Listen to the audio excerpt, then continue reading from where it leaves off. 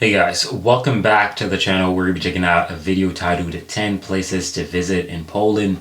Let's get right into this video. Thank you for watching. And if you have any suggestions, leave those in the comment section down below, or preferably click that link in the comment section. You can recommend videos through that link and I'll check them out as soon as possible. Without further ado, let's go right into this video. What's up guys, my name is Ryan and I want to show you some of my favorite places in the enchanting country of Poland. So here is my Polish top 10.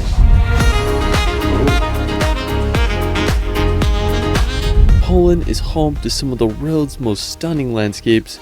From the medieval old town of Gdansk to the towering Tatra Mountains, Poland has so much to offer. Let's start this video off at the impressive city of Krakow. Now this may be one of my favorite cities in all of Poland. Located in the southern part of the country, Krakow was founded all the way back in the 7th century, so you best believe it's full of beautiful history and architecture. Now one of the most impressive sites is the Wawel Royal Castle. It was built during the 14th century and was the first UNESCO World Heritage Site. It features architectural styles from the medieval, Renaissance, and Baroque periods. Now from the castle you can make the short 10-minute walk to the main square. This dates all the way back to the 13th century and it was the largest medieval... That's a damn good main square. I ain't never said that in my life before, but that's a beautiful main square, man. The town squares in all of Europe, which is pretty crazy. I mean, it's just fascinating to think of all the history that took place here. Now in the corner of the square is the St. Mary's Basilica, which was built back in the 14th century, and it's a perfect example of Polish Gothic architecture. Another interesting feature of Krakow is the Kosciuszko Mound.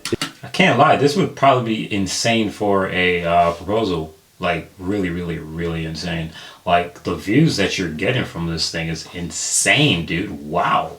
It's an artificial hill that was modeled after other prehistoric mounds in the city. It was built in 1823 to commemorate the national hero named Tadeusz Kościuszko. The mound is 112 feet high and there's a serpentine path that takes you to the top to enjoy the panoramic views of Krakow and the Vistula River. Krakow is just such an amazing city and I hope you all can visit. After Krakow, we're going to head to the Tatra Mountains. Now located about a 2 hours drive from Krakow, the Tatras are a stunning mountain range that straddles the Polish and Slovakian border. Now the best town to access the Tatras is Zakopane, now located right at the base of the mountains. Zakopane is the perfect starting place for your mountain adventures. During the winter time, Zakopane is an ideal place to go skiing, and in the summer months, it's a prime place to start your hike into the mountains. One of the most impressive spots in the Tatras is the Morskie Oko Lake. You can make the 16-kilometer round-trip trek to the scenic lake. I mean, just such a phenomenal view up there.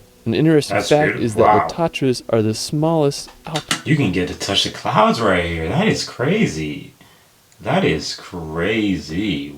Wow. Oh my gosh, this would be an experience. Wow. mountain range in all Europe. Whoa, beer! It has a waterfall right here. I didn't even see that. Interesting fact is that the Tatras are the smallest alpine mountain range in all Europe, and they're home to plenty of wildlife such as the Eurasian brown bear. I just love how the Tatras look. They have such a unique and jagged look to them, and I just want to go hiking them this summer. Now if you're into World War II history, you can visit the Memorial of Auschwitz concentration camps. This is located about an hour's drive from Krakow. Now Auschwitz is infamously known to be one of the most horrific Nazi concentration camps. Over 1.1 million people died here. One of my favorite books I've ever read is called The Auschwitz Escape, and it tells the story of how two prisoners made their daring escape from this concentration camp. Now after, we're going to head to the northern part of Poland to visit Sopot. Now located right on the Baltic Sea, Sopot was established in That is a long pair. in the 8th century and grew as a commercial trading post and fishing village. Over the centuries, Sopot faced adversity as it was abandoned, burned, and then rebuilt, but in the early 19th century, Sopot started to gain popularity thanks to its spa and public baths, and it quickly became a holiday resort town. Today, Sopot is a thriving tourist attraction, where there you can take a walk on Europe's longest wooden pier, or you can enjoy the swamp. Longest. Yeah, see, it's really huge. It's very long.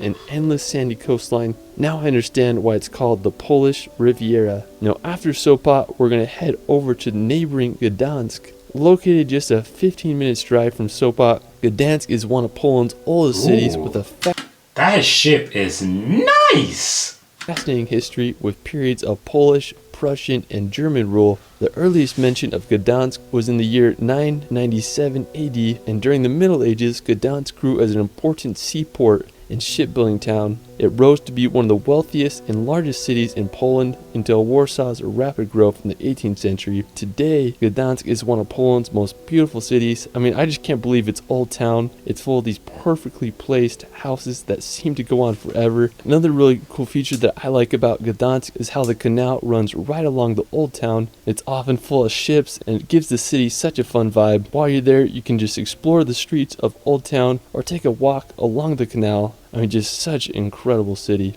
Now, just an hour's drive from Gdansk is the Malbork Castle. I mean, this is the largest castle in the world by land area, which is pretty crazy. It was built in the 13th century by the Teutonic Knights, who were German Catholic crusaders. And as the number of the knights grew, so did the castle, which encloses an area of 52 acres. I mean, it's just crazy to think that people were able to build such buildings back then. More than half of Malbork Castle was just... I mean, I do believe that people were way more capable of things back then than they are now. Now we have a lot of resources that can, help us build these things. Back then, they were using manpower. It's just the truth. So I'm not really surprised about that. I'm surprised more about, today's time, because we have equipments that can do these things, which the equipments are, super powerful. Destroyed during World War II, but thankfully it was rebuilt to its former glory. Now, after Malbork, we're going to head over to the Masurian Lake District, located in northeastern Poland on the border of Kaliningrad. This lake district is one of the most visited lake districts in all of Central Europe, and it's... That's literally a different color lake. Kaliningrad. This lake that's like a two-tone lake, because it actually has a little section right there that joins both of them together. But they're two different colors. Wow.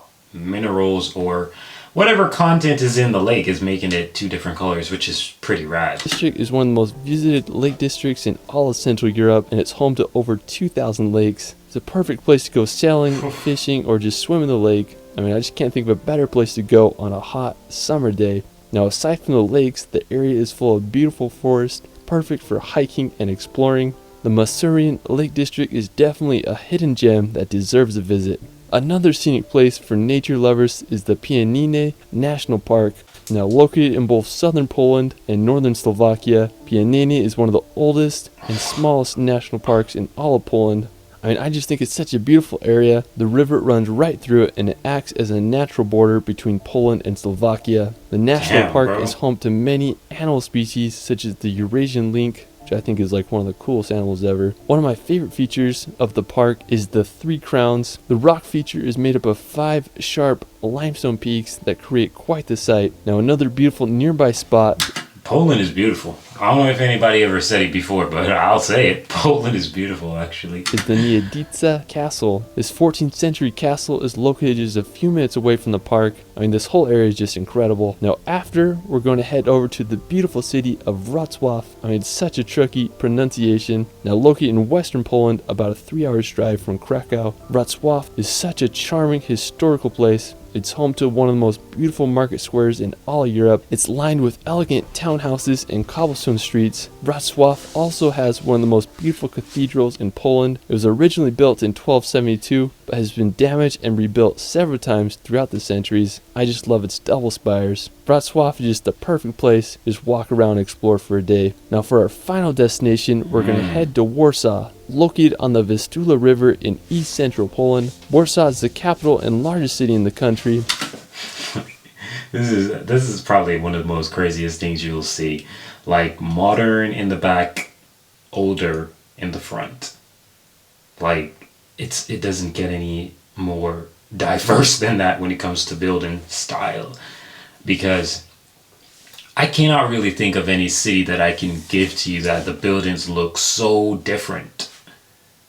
Like, what?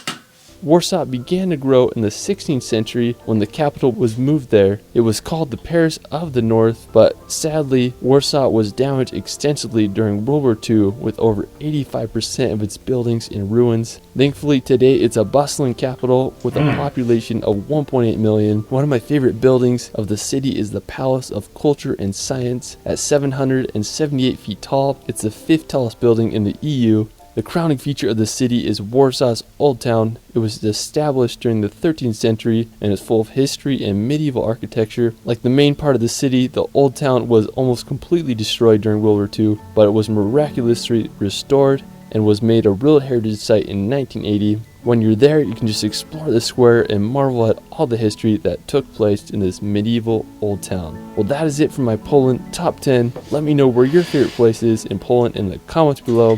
Honestly, Warsaw was beautiful. I can't lie to you, it was really beautiful, but I'm leaning towards everything that had mountains and the lakes. The water and the lakes, like, it was just insane. Like, I cannot stress how beautiful it was. It was extremely beautiful, and I enjoyed every single second seeing those mountains with the clouds above. Like, oh my gosh, especially that one with the lake running through it. Poland is actually beautiful. I thought to myself that, you know, every country has its beauty here and there, but Poland is exceptional. You know, these are things that you can find in the United States, yes, but I don't think you can find all these special things in most countries that are not the size of the United States. You know what I mean? Beautiful lakes, beautiful freaking waterfall, mountains so nicely, you know, placed. The look of it, it's just nice and everything. Poland is pretty beautiful. That's all I got. But yeah, let me know what you guys think in the comment section down below. Thank you for watching this video as usual. And yeah, I'm out of here. Peace.